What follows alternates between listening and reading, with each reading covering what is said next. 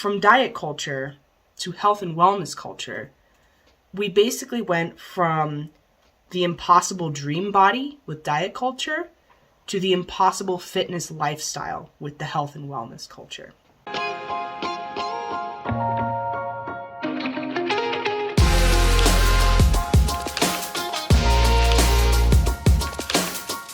Hey everyone, today we are discussing the differences between diet culture and health and wellness culture, because they both have their problems, but I feel like we don't discuss the differences between those two enough. So let's start with diet culture. What is diet culture? Well, put simply, diet culture is the way that we eat and the way that we look, and specifically how that dictates our value in society. It has a real strong emphasis on being skinny in particular, and that being skinny makes you a better person, makes you a good person, makes you a moral person. It ties into normalizing the labeling of foods as either good foods or bad foods, and thinking of food as a transaction, in the sense that it's something that you can either earn or don't deserve because of the actions that you did or did not take.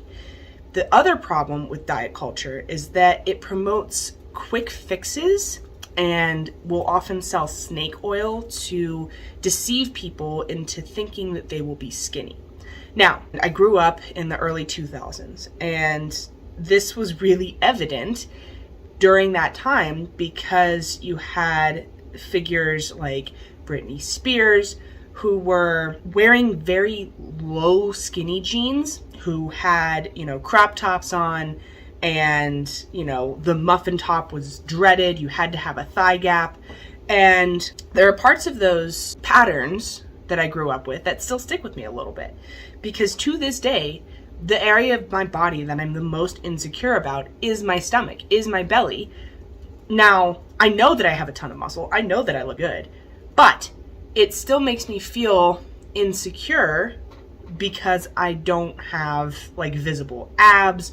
I'm not super skinny. And so the problem with diet culture is that it's pervasive and it sinks in.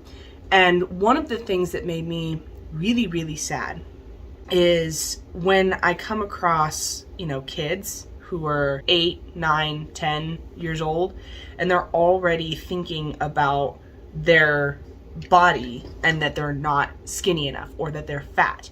It starts so young, and it's something that they're going to have to, work on developing a better relationship with over time. It's something that sneaks in, and the fact that we were told that your value comes from the way you look, your value comes from being skinny, is absurd. It's ridiculous. But that's diet culture. In a nutshell, it tells you this is how you have to look, this is how you have to eat, and the problems that come in with that are, potential eating disorders or body dysmorphia because you don't look the way that other people look. But here's the thing. Health and wellness culture has developed very similar problems. Health and wellness culture tends to focus on, physical, emotional, and spiritual well-being overall. It kind of promotes this overall general sense of being healthy. But there's also a lot of problems that come in with this. And specifically, I see it the most on Instagram. Because now we have these unrealistic expectations for muscle mass and body mass. And so when you see people who look like fitness models or bodybuilders, it gives you an unrealistic expectation for what you can achieve with your body, especially if these people are using PEDs or are enhanced in some way. Oh yeah, you can look the way that I look by just taking my supplements. And that makes people feel like, well, crap, I'm not going to be able to look the way that he does. It creates a problem, and it creates this unrealistic expectation for what people can look like. The other thing that kind of ties into this as well are photoshops, right? I think especially for women, the standard lately has been to have a really well-developed pair of glutes, right? Your legs are the focal point. And if you have a good butt, then you are a good person. And it takes a lot of, muscle building to help develop the glutes. The problem with that is that there are a lot of fitness models who use, padding. They use Photoshop. They might even have injections that make their glutes look as good as they do. And again, it gives people an unrealistic expectation for what they can actually achieve. And so when you have those expectations and you're not meeting them, doing the things that you're currently doing, it creates a problem because it gives people this sense of hopelessness. Like, well, I can't do it. Clearly there's something wrong with me that I can't look the way that this other person looks. And that's kind of the problem coming in with health and wellness culture, is still that sense of the way you look dictates the quality of the person that you are. And that's just not true. But there are other potential issues that come from the health and wellness community. Things like obsessive habits. And so what do I mean by obsessive habits? It could include, extreme calorie counting, where you're not even able to go out and enjoy a meal with your friends because it doesn't fall within your caloric needs or the macros that you have to hit for the day. It can include excessive exercise, or even just neglecting other aspects of your life because you have to go train or you have to go to bed at a certain time. Now, I'm not trying to minimize the importance of sleep. I'm not trying to minimize the importance of being in a caloric deficit if you're trying to lose weight, especially not trying to diminish the value of having a balanced diet. But there comes that tipping point in which it becomes too much, and it can become something that's really obsessive for people, and it can lead to some really unhealthy habits and unhealthy characteristics in their day-to-day life. From diet culture to health and wellness culture, we basically went from the impossible dream body with diet culture to the impossible fitness lifestyle with the health and wellness culture. And the biggest problem with that is that we're just exchanging one set of issues for the other, but the outcome is the same. It still makes people feel like they're less than, like they're not going to be able to achieve their goals, and that they are worth less because of the way that they are perceived or the way they think they perceive themselves in terms of how they look out in society. And to me, that's just garbage. That's not okay. That's not an acceptable way of thinking. So what can we do to address it? Because we just changed one set of problems for another. The biggest thing that I find helpful is focusing on what your body can do. And so, like I mentioned earlier, I get really insecure about the way that my belly looks, especially because, I don't have visible abs. And when I focus on what my belly can do, it helps me feel a little bit better. So here's what I mean by that. My belly does a great job of, digesting the food that I eat. My belly also does a great job of generating the power that I need to send, my combatives when I do Krav Maga. My belly is awesome at breathing and bracing so I can lift really heavy. And so I'm turning that insecurity, that area that might not look the way that I want it to, into something that has a purpose and has a function. And it does that function really, really well. And so it makes me feel a little bit more grateful for that area of my body. The next thing is question what you see on social media, because the downfall of social media is that people only show you what they want you to see. They only promote the highlight reels because that's what gets the most traction. You have to think about what is reality and what is social media reality, because there is a difference between those. When you see that person who's shredded year round and looks phenomenal, yeah, they put in a lot of hard work to get to that point. But is that something that is 100% them? Did they Photoshop it a little bit? Are they on PEDs?